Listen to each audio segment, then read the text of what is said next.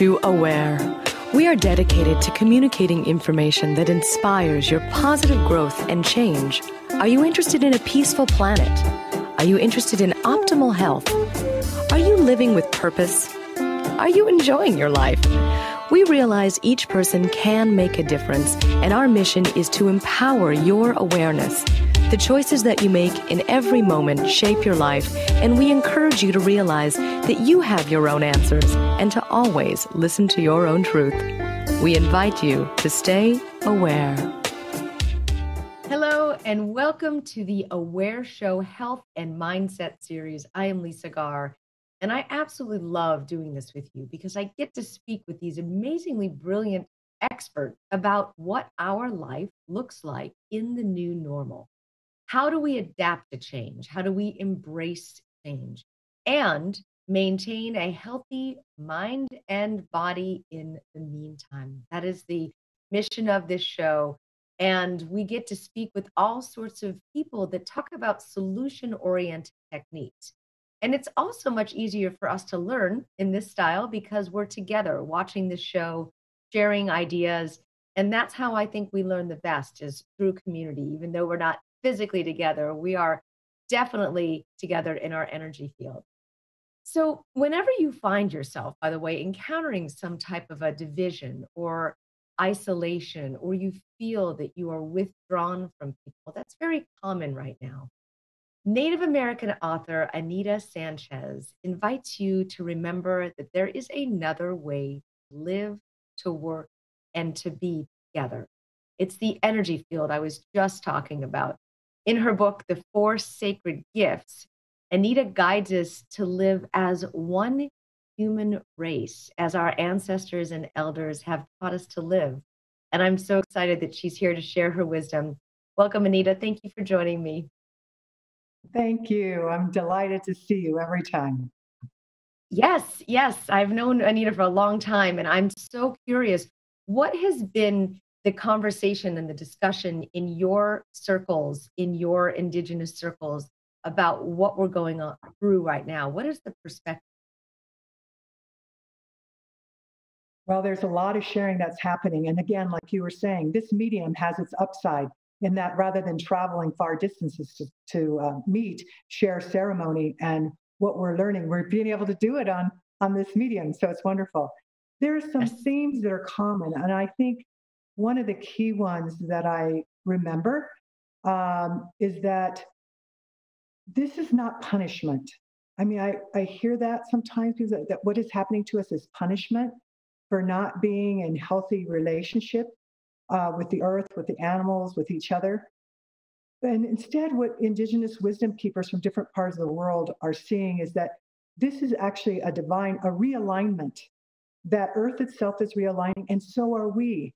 And so this pause that is happening from this little virus that attacks the lungs is actually allowing us to realign, to get centered at the spiritual, mental, emotional, and physical level. And at the same time, Mother Earth is also being able to do that, to be able to get clean and clear and show us just what kind of impact we have. She's not punishing us. I'm really clear about that, because if we were going to be punished, it would be far worse than this, far worse. So that's not what this is about. This is really about, I think, what I'm getting from all the different traditions in my own ceremonies is it's evolution, and we get to choose to be a really healthy part of that. We can definitely come out of this a lot better than we went into it. And that is a choice. And it comes from where we choose to put our thoughts. And I also love that you say that this is not a punishment. By far, Mother Earth has come out the winner, if you will, there is a winner. Say here, she has definitely benefited from the lack of our footsteps and footprints on her. However, humans are having a very hard time, and our comforts like our jobs and our incomes are gone. And I don't say that lightly. And many of us have had extreme health challenges, and the blessings go with those who have lost their lives from this disease. But what is there a symbolism? Because I know in the Native American culture, there tends to be symbols in everything. Is there a Yes. symbol in this? Well, there is. I think what this time has given to us. First of all, I don't make light either, and I know you don't either, of the suffering, the loss of lives.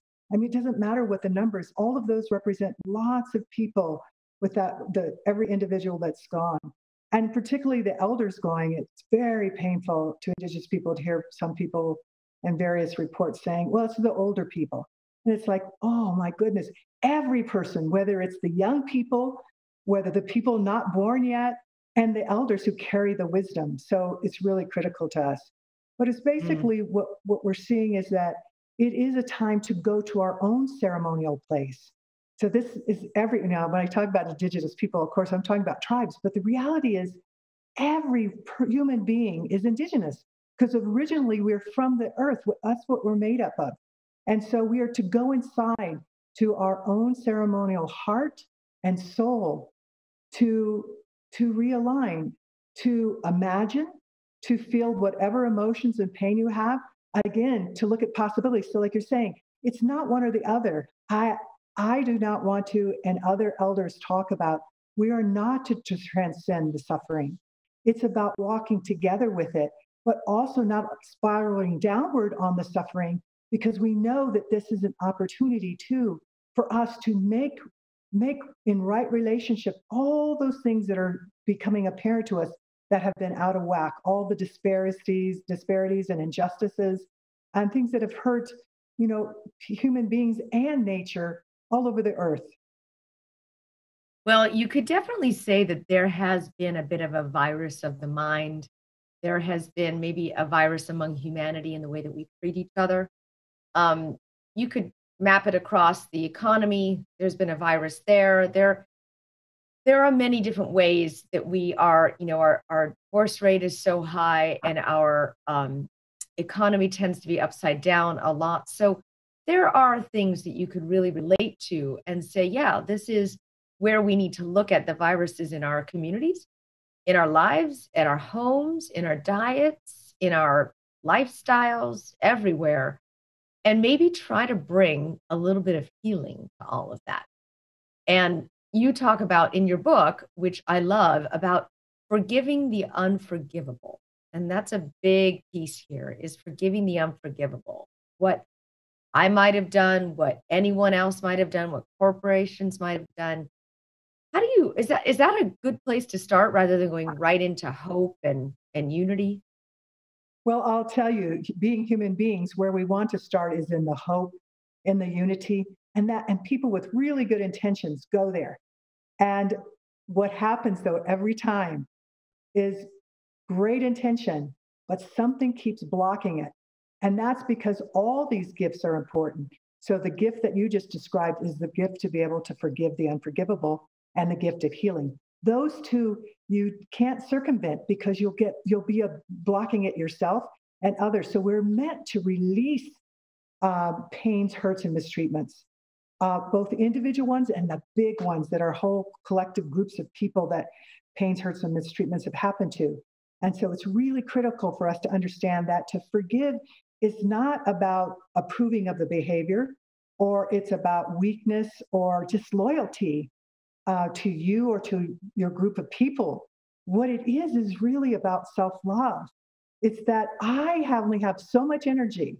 And do I want to use this energy resenting and spending all of it on what could have been or did happen? Or do I want this energy for now, for Mm. being whole and healthy now? And that's what this forgiveness is. It's really a pathway to freedom, a pathway to self-love.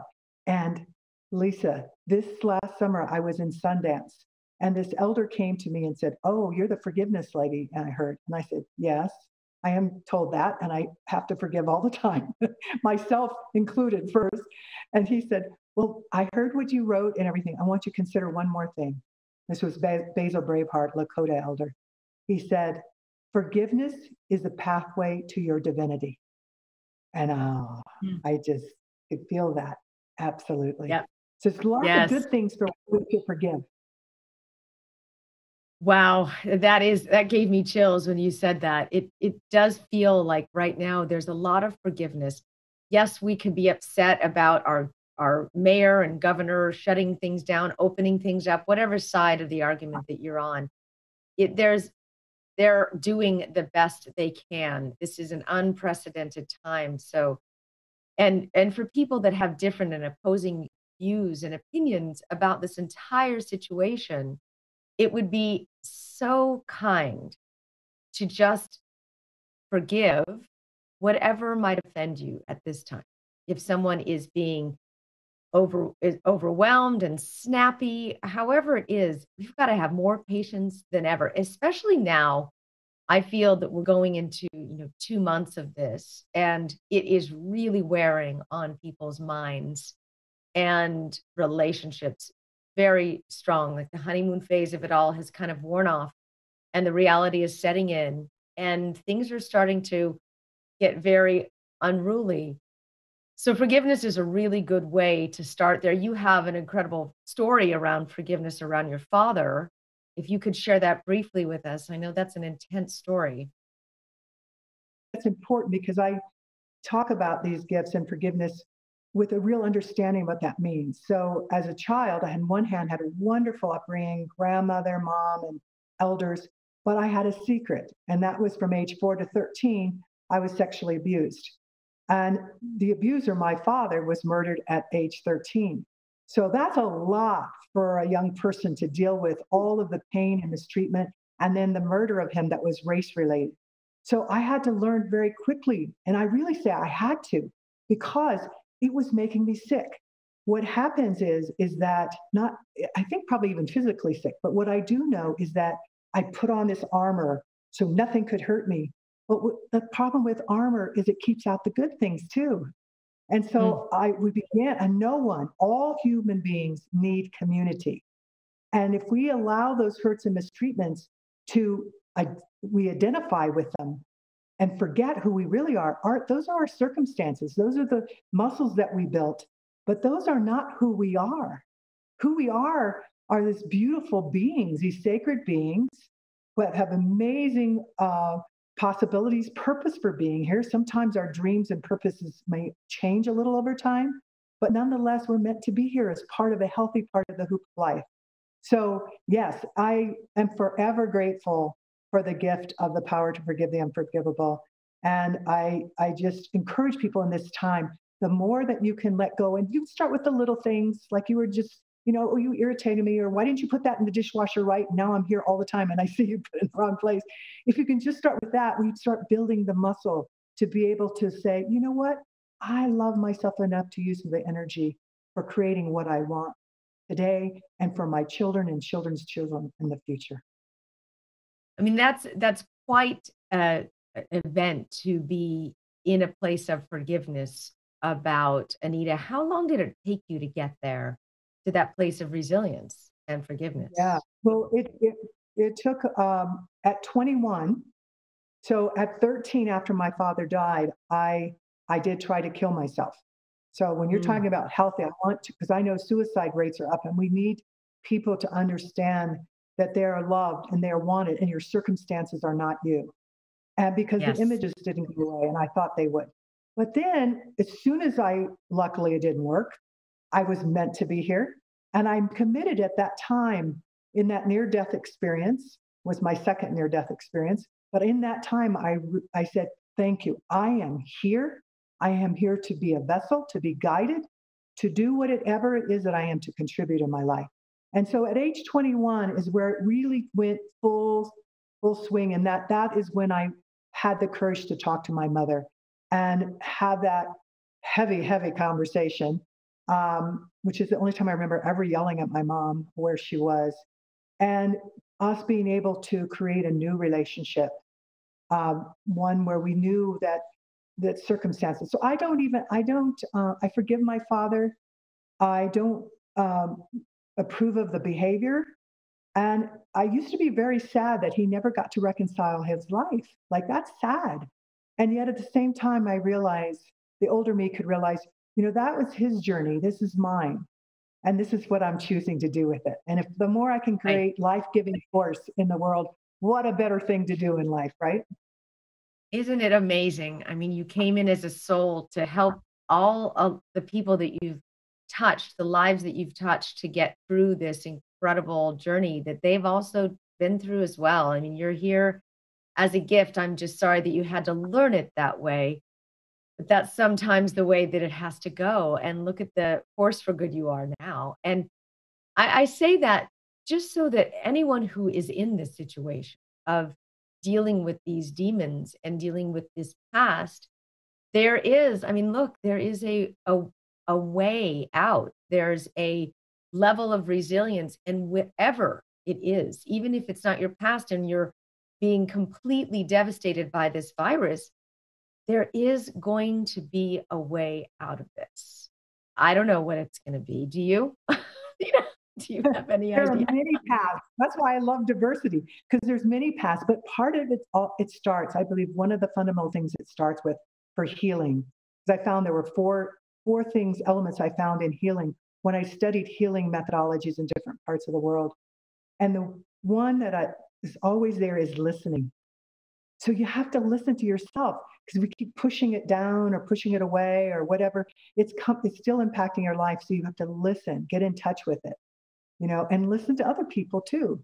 Because part of my healing was listening to other people when I went to college at 16, and they started voting me to be a leader. And all. I thought, what are they talking about? If they only knew. See, a lot of us suffer from that. Oh, if they only knew who I really was. But the reality is they did see who I really was. And so I could free myself. So listening is a powerful, powerful tool. Listen with the softest part of your ear and with an expanding heart. The mind, listening with your mind doesn't always work, because it can just go kind of in its own stories. But that heart and those softest part of your ear, you know what I'm talking about. And that includes not only history of pain and hurts, but of something that might be happening right now in close quarters. Listen to it. So what you're saying, Anita, is listening with your heart, not to the mind chatter. So if there is an event that's happening that's extremely painful right now, what is your gut, your intuition, your heart trying to tell you to do? Even if it's pivoting in a business, or if it's getting out of your house and finding a new shelter, it's a matter of, and just really being truthful for yourself, really authentic, right? Yes, that's the listening that needs to happen.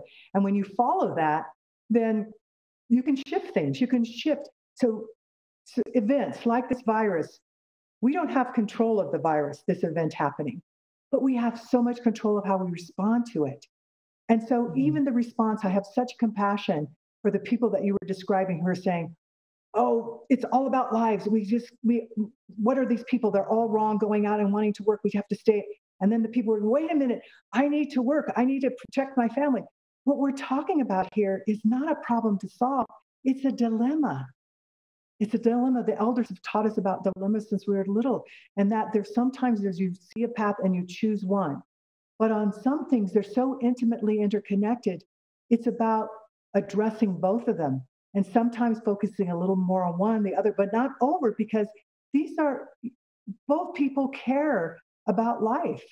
And so when we dichotomize it, when we say, get caught in that dualistic either or, we're creating more suffering. And so I'm really excited when people become aware, as you were saying, we don't need to add to the divisiveness. We have to listen to ourselves. We need to listen to what's happening outside. And then with clarity, guided by the heart, not leaving the mind behind, but letting the heart lead, then we can be in really healthy action for ourselves and for all the people and beings that we love. Yes. So you have a process, and from where we are now to where you just spoke about, there's got to be a bridge, a way to get there. And if you could take us maybe through something that we could use as a process or as a bridge, or a bridge to the heart, I would say it is. And you could guide us there. That would be so helpful. One of the things that I'm doing, actually, a part of this meditation is I'm going to have you tense and release your muscles. And I didn't used to do that, but right now there's so much tension we need to understand. So if everyone could just close your eyes, and it's just so that you're not distracted, and just inhale through your nose and exhale through your mouth. Give yourself a couple of those inhales. You can't do anything wrong.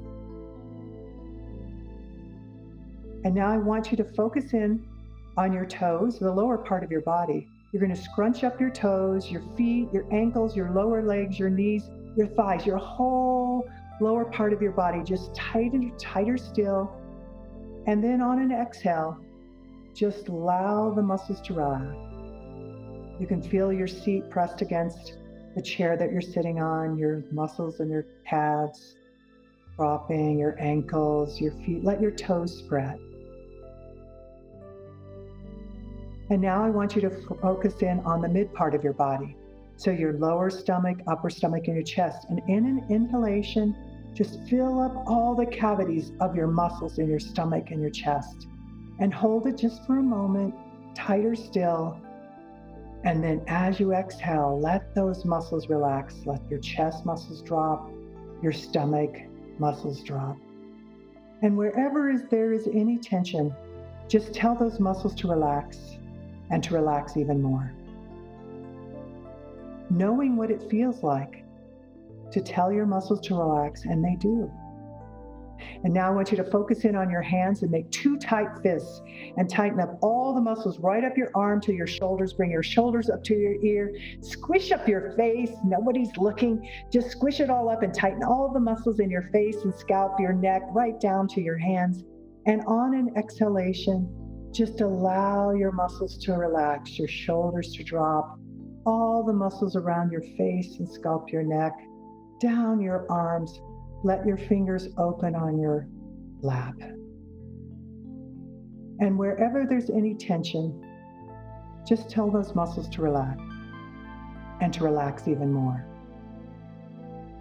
Knowing that you can, at any time, tell your body to relax, and it will. And now, I would like you to just focus in on your heart, as if you're almost breathing through your whole body, but there's just this focus on your heart. And just start bringing in this expanding heart of yours, everyone and everything you love. Yes, it's going to fit. Just imagine all the people in your life that you love, and be sure to put yourself in there too. Just bring them in. Neighbors, immediate family members, people you may not even know, but you just love. The books they write or the acting that they do, just every being two-legged you can think of.